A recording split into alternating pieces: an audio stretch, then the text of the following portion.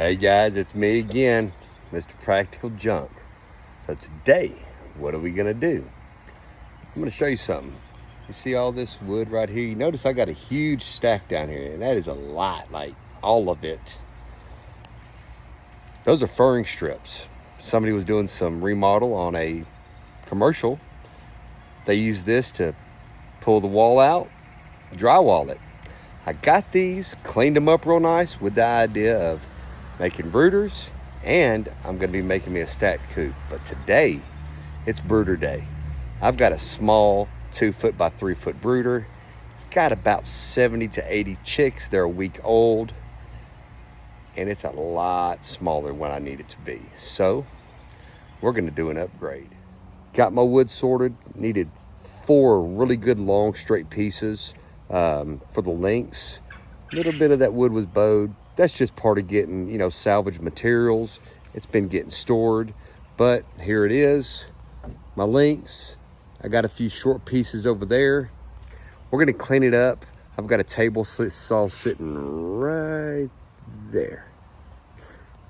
So, gonna run it through the table saw, make sure everything's the exact same thickness, and some of it's got some glue on it, so it's gonna strip that glue right off. I've already got the materials cleaned up. So what do we have in my mind?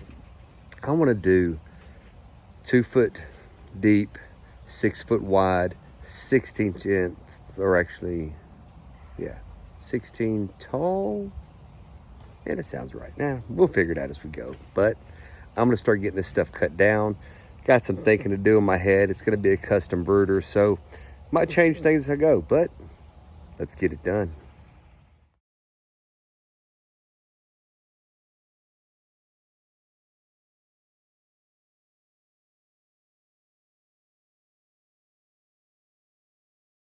I got going on. First thing I did is I cut 2 6 foot for the lengths, and then I cut 2 76 inches. And you're like, what? Made 2 of them a little bit longer, which we'll get into that in the future. Those are going to be my top pieces because I'm going to do a hinge on one side. But check this out. Did these 21 inches.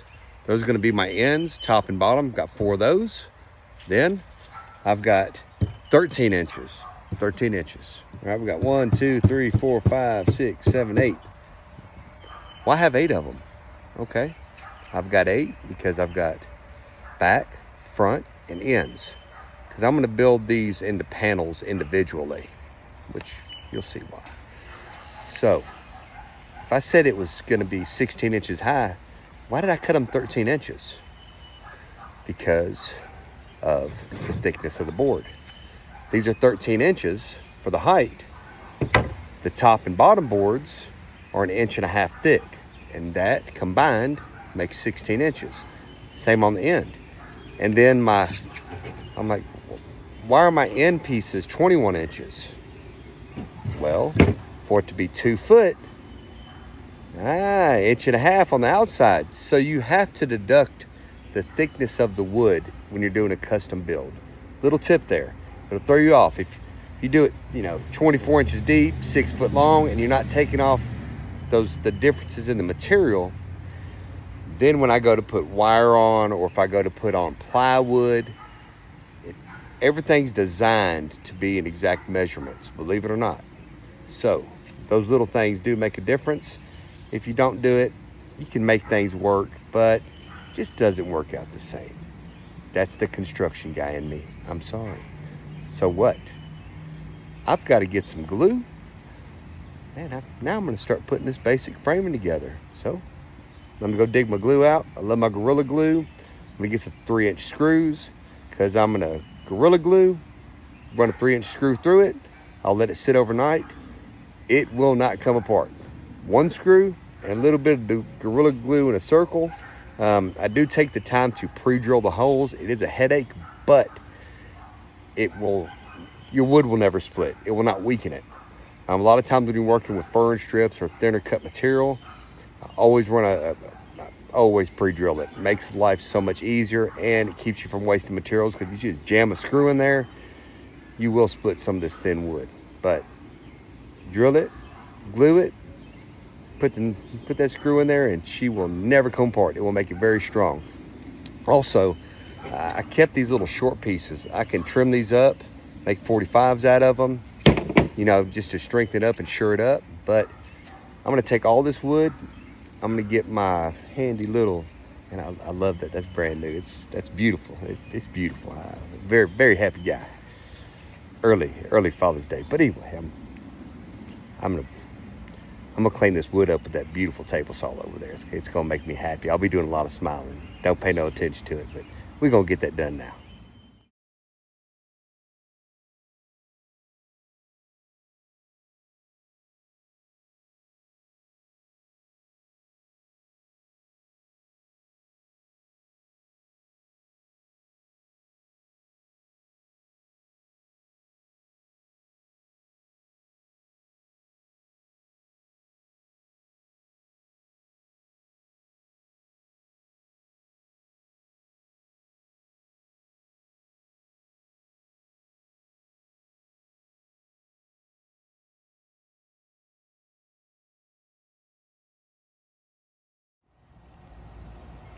Had to come to a quick stop.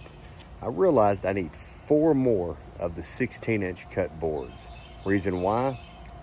The span. I've got a 6 foot wide, and I need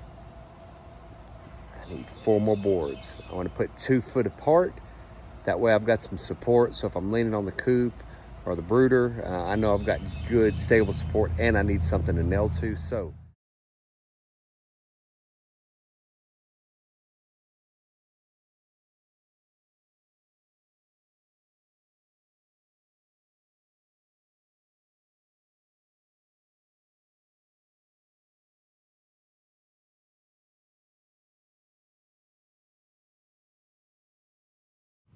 check it out, the framing for my brooder. Got some 45s in there to keep it from sagging.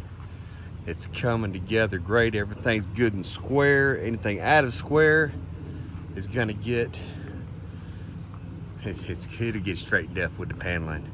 So what I'm gonna do here is I'm building individual kind of panels, and then I'm gonna screw it all together.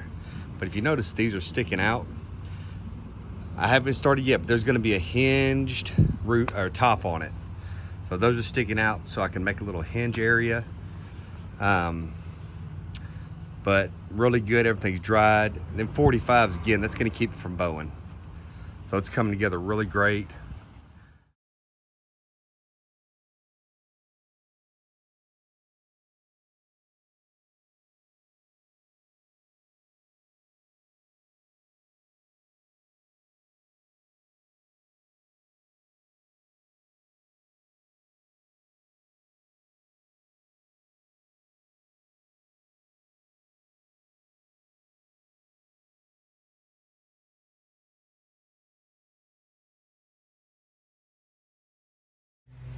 All right, what have I been doing? You noticed I had a couple of dishwasher doors. Good stainless steel. I picked those up, and what I did is they're gonna line the inside of my brooder. So, check this out. I've got end panel, then I've got inside panel. Ooh, practical junk at its finest right there. Now, what I've got now, for the lengths of the 6 foot for the front, or the front and back of the brooder, I've got this right here. This beautiful piece of sheet metal. Now this is stainless, just like the dishwasher doors. So I'm going to trim that one up, get it to cut for the insides of the other panels. And man, I'm looking forward to really start putting this together. You know, when you're using junk and recycling goods, it's a little bit more work, but it's a greater payout. You know, I've went ahead, had some great help too. I've got some pre-staining and painting going on here. I've already got the panels cut. Did that first thing this morning. For the outsides, I used like a 3/8 piece of plywood. So that's getting stained as well. So things are coming together, just one piece at a time. Let me see here. I think I'm gonna have to start cutting the rest of this metal and do a little bit of assembly today before it gets too late.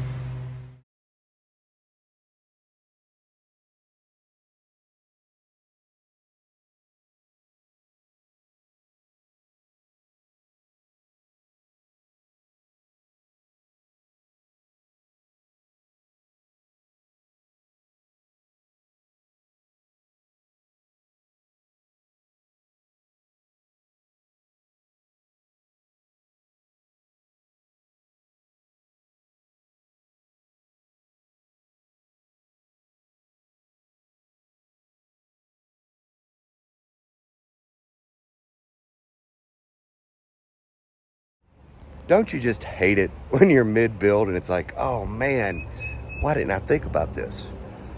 You know, I'm building a nice brooder and I want to be able to utilize it as much as I can. I'm going to have a 3 different sections if I need it to be. You'll see as it comes along. But I've put a lot of thought into this, and then it dawned on me today, why don't I use an end section as an incubator? I could adapt this setup to be an incubator on one section and make it multifunction. And I'm like, it's gonna be pretty well insulated. I'm gonna have wood outside, hollow center, then metal on the inside. Then I'm like, you know what? I could fill between those with some spray foam. I like my practical junk. So I'm sitting here thinking, I've got a whole bunch of scrap foam left over. And I've got some busted sheets, and I was using this to expand my brooder or my other incubator. I'm gonna rip this stuff down and I'm gonna fill this void right in here.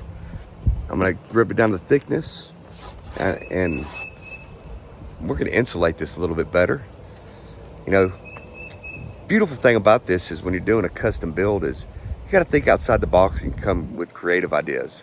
Now I am doing this a little bit complicated because I wanted something nice that I can use in the future and not have any issues with it. So think outside the box, or in this case, inside the box, multi-use, multifunction, and you'd be amazed what you can do with just a basic brooder box and make it something very efficient and get some great use out of it. So this might be part 2 and 3 of the brooder build, maybe an add-on later. But I'm gonna go ahead and get this foamed out. And if I don't initially use it for that, I can use this as my warm side. When I put the chicks in, it'll be heavy, it'll be more insulated and it'll be better on them. And I can lower the temp and then expand the box and keep the heat lamp on this side. So, just trying to plan for future if I want to do something. It's always a great idea, which knowing me, I will.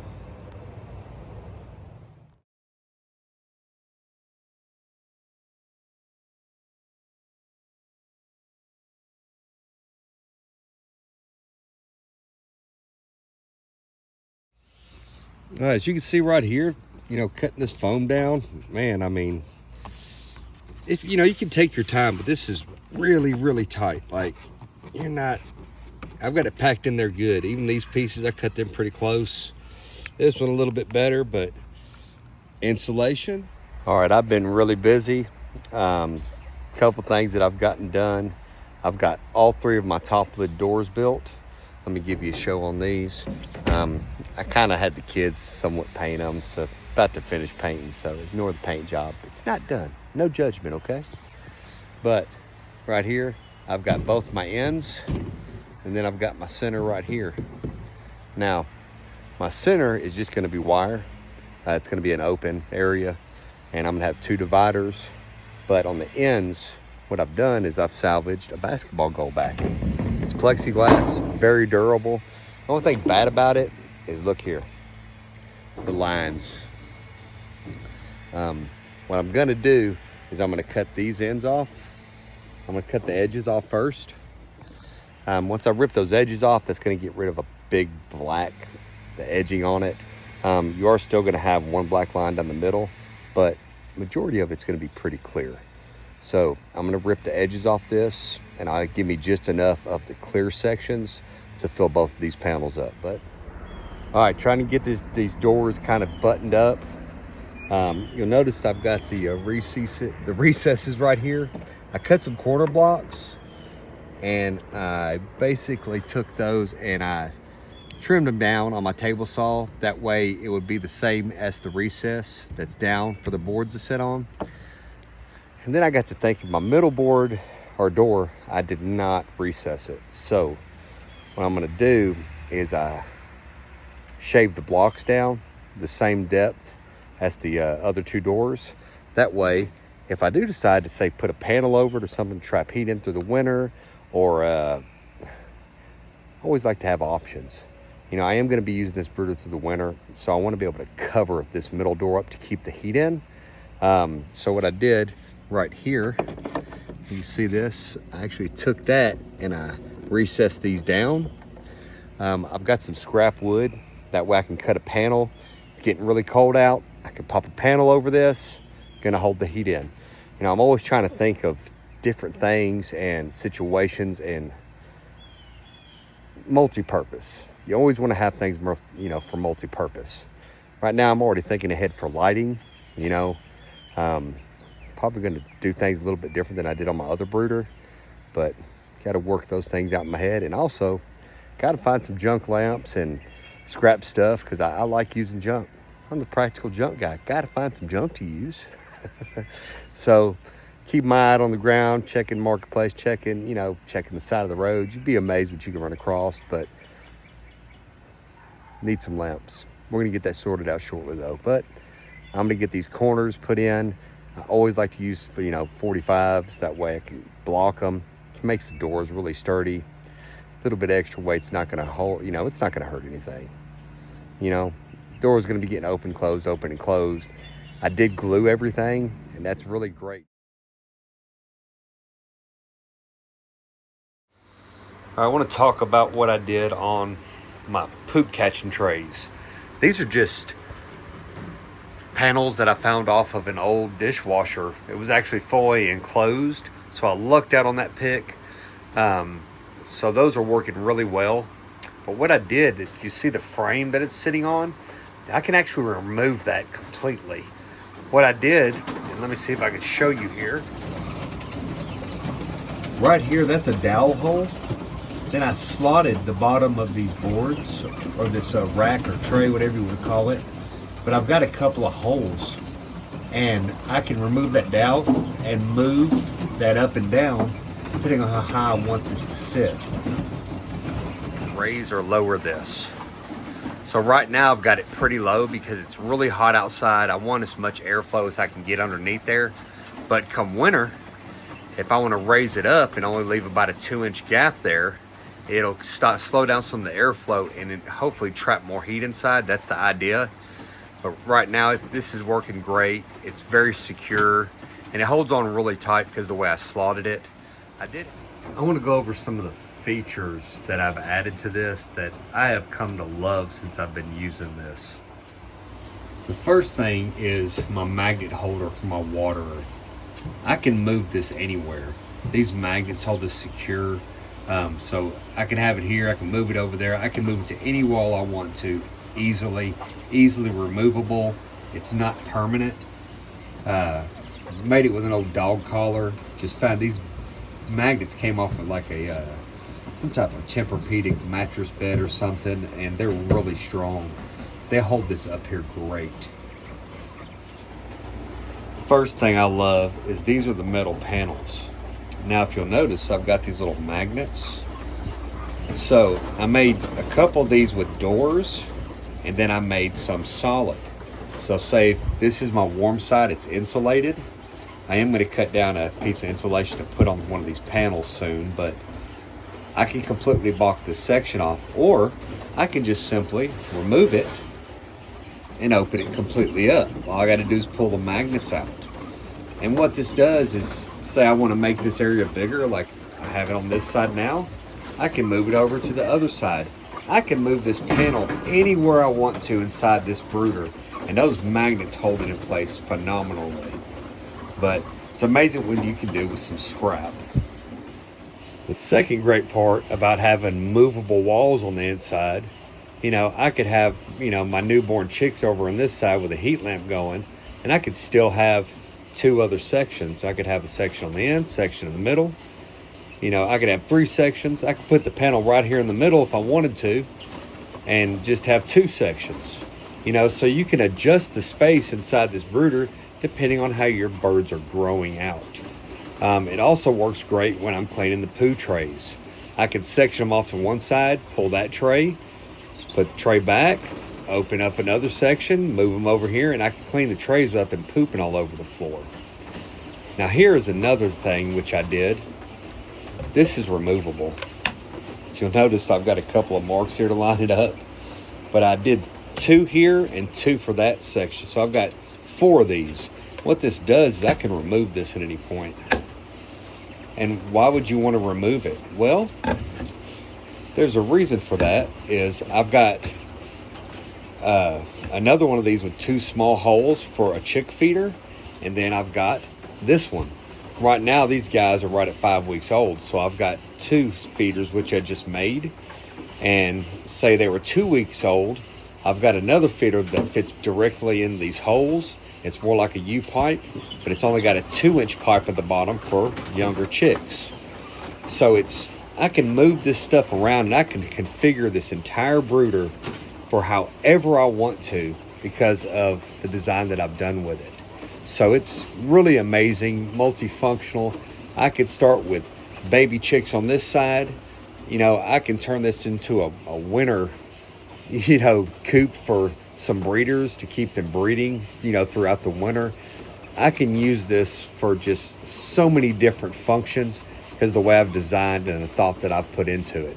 So a few little different design traits go a long ways, and some of the stuff I've implemented has worked just amazingly, and it just really makes this stand out. I have not seen a brooder like this.